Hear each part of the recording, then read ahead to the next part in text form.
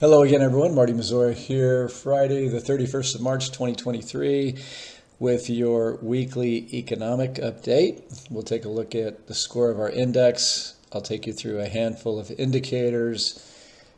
Probably be able to be fairly brief with this one, but I do want to close with borrowing a couple of charts from a recent presentation that BCA research put together that I think is interesting and telling about the economic cycle and where we may be today.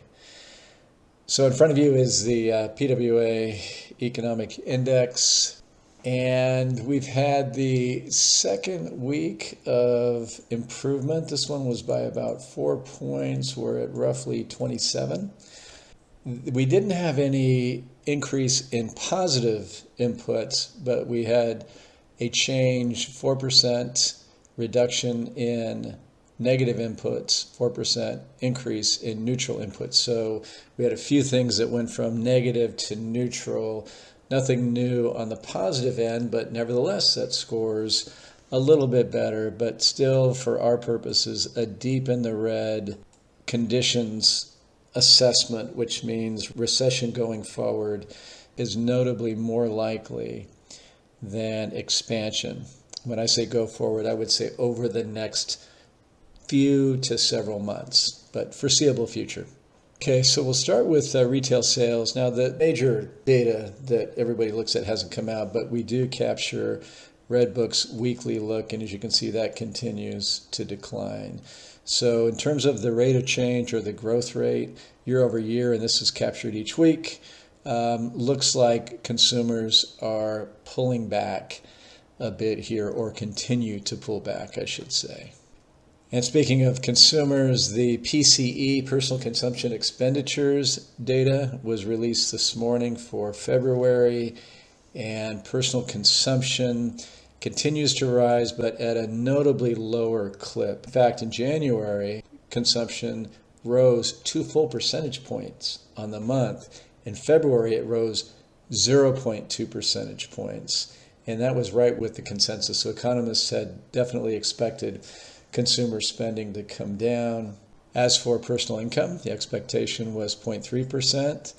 The actual result was 0.3% on a month-on-month basis. Mortgage purchase applications, I want to say this is like the fifth week in a row we actually had a rise. That would be, a positive, at least directionally speaking. Rate of change a little lower than the month before, but still positive. Consumer confidence, both of the indicators that we look at came out this week. Earlier in the week was the conference boards, and it was actually up just a tick. However, University of Michigan, which had been showing rising optimism, took a notable decline lower. Initial jobless claims ticked up just a little bit to 198,000. You can see a higher low. We do expect employment to weaken in the coming months, and I'll touch on that here with the supplemental data that I'm going to provide here at the end. Heavy truck sales continue to impress. That went from a neutral to a positive. We were down last month, but then we sprung back again this month, so that certainly flies in the face with a lot of the other data. And then the inflation components in today's PCE data. So the deflator, the headline was up 5% year over year. And remember what I said, folks, we are about to get into some pretty easy comps for inflation through the summer months, which means on a monthly basis, they jumped way up this time last year. Therefore, coming off of those levels is going to be a real headwind for inflation. So we're going to get, from a base effect standpoint, on an annualized basis, we're going to get some prints that the market might actually really like or love. But if you don't dig just a little bit under the surface and look at the base effects, you could be in for a shock the last quarter of the year when we're coming off of very low base effects, and suddenly it looks like inflation is going to come ramping right back up, all things being equal. More importantly, probably to look on the month over month, which was 0.26%. Which was better than expectations. The consensus was 0.4%. I listened to a Fed president speak this morning, and she said, yeah, that's encouraging, but the monthly data is real noisy, and she gave a pretty hawkish feel about what the Fed is set to do here over the coming months. Certainly different than what is being discounted in Fed funds futures currently. I wanted to show inflation break-evens. We look at inflation swaps, and as you can see, we've got a nice decline here, and I think that was markets reacting to what we'll call, in air quotes, the banking crisis. And as things have settled down, you see inflation break-evens come back. So these are market-based expectations or market-based compensation for inflation. And as you can see, that's technically a higher trend. We have a higher low in here, so we'll see where we go going forward. Our base case, though, is recession, which means inflation expectations actually should begin to roll back over if we're correct on our macro call. Also want to show copper. This would be optimistic, pessimistic if you're afraid of inflation, but copper has seen a nice big move here off of this bottom and kind of recaptured what had been prior support.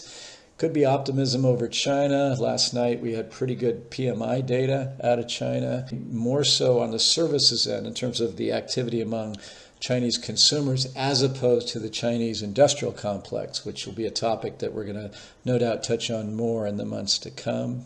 This is a 30-day look at various sectors relative to the S&P. So when we're above 100, that's outperformance of the broader market. Below 100 is underperformance. So tech has been on quite the tear. I talked about that this morning in the technical update. I don't know that I'd chase that, folks. As I suggest, we're afraid that this may be a very classic bull trap that's getting people very excited. In fact, as I speak, the S&P is up 1.4%. We're like 1 minute from the close, and the Qs, the NASDAQ 100 ETF, is up 1.66%. Now, there was some big-time rolling of options, one particular ginormous caller for JP Morgan, and that was going to cause some movement. Could be negative going into next week. Clearly, if that had any influence, it was a positive influence today.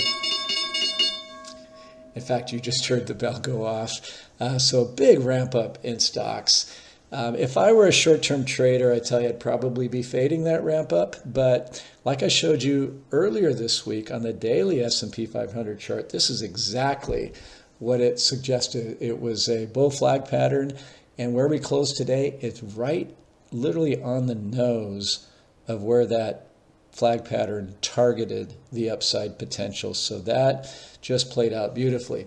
But then I turned around and I showed you the NASDAQ 100 chart that looks like it's just really getting to an extended overbought level, and the underlying momentum is a long ways from supporting that move from a technical perspective. So the next week to month to 2-3 months, that whole second quarter is going to be very interesting. So I'll keep you up to date on that.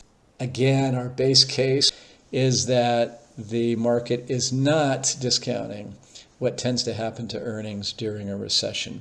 So I get, the levering the Fed and expecting the Fed to cut interest rates. But the thing that I think the market is getting wrong is as the Fed is really going to aggressively cut interest rates, they're not going to do it at a stock market at this level. I can say that almost unequivocally, because the stock market at this level does not reflect the kind of conditions that would inspire them to cut interest rates. And that would be recessionary conditions that have corporate earnings rolling over, which are not reflected in the level of stocks here currently.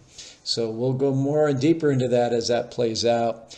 I think probabilities clearly point to that, despite what we're seeing in the market. This big run up today doesn't change anything from a technical perspective as we look out, beyond today.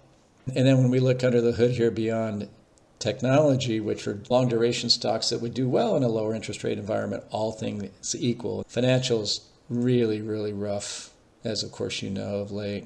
Consumer discretionary outperforming the S&P, but materials underperforming, energy underperforming, and industrials underperforming. Very cyclical sectors, including financials, that when we look at those against the S&P, that suggests that the market is discounting perhaps weaker economic results going forward.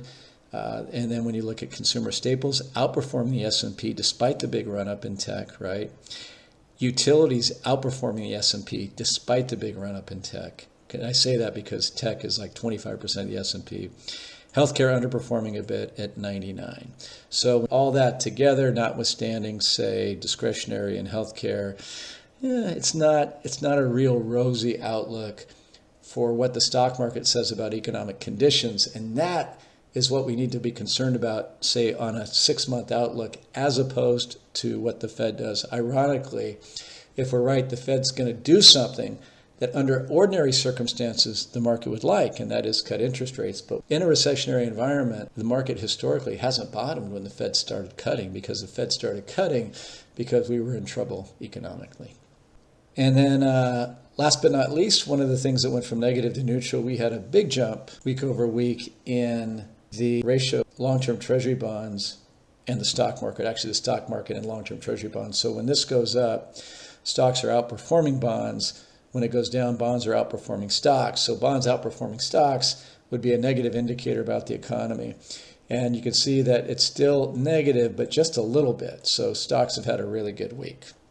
Okay, so wrapping up here, one of BCA's chief strategists did a nice webcast here the other day. And he basically said, folks, the banking sector problems, he said, everybody's getting upset about something that is unequivocally the norm when we're about to enter recession. So he showed us here the 2005 into the 2008 Great Recession. And he said this is how it typically plays out. Typically, housing via residential fixed investments begins to roll over first, right? And that's this one right here. Next comes problem banks. Now, he inverted this. So the number of banks that are failing or becoming problematic is going up as this goes down. He said that comes second.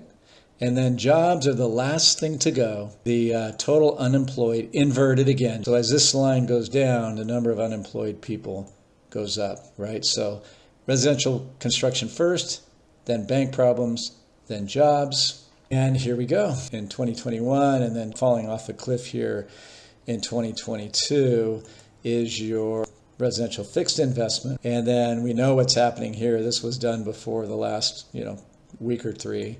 And so we know that's been going on, right? Number of problem banks. So again, just like the last time, housing goes first, then banks. And then as this plays out as we expect, then you're going to see jobs come last.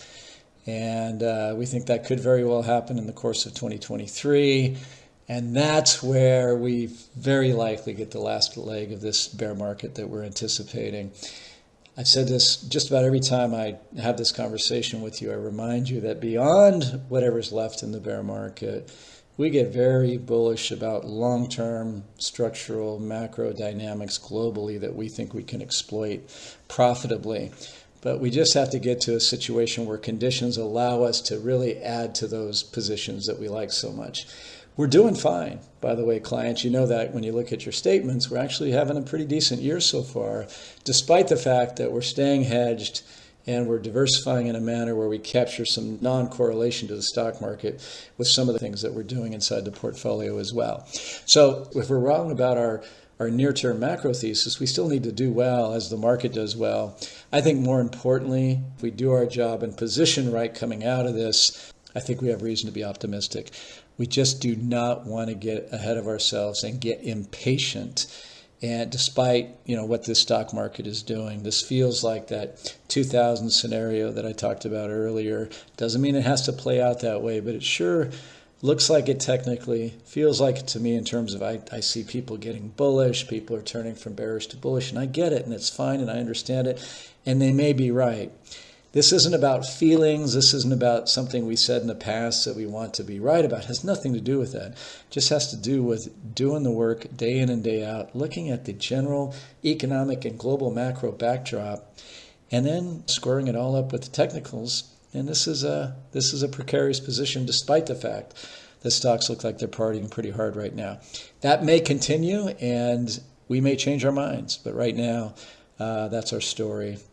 And right now, the evidence says that we should stick with it. When the evidence changes, as one famous economist once said, we'll change our minds. But until then, we'll keep telling you what we think.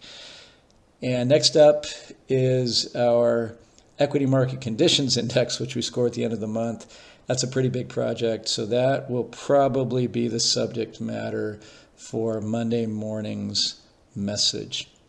Take care. Bye-bye.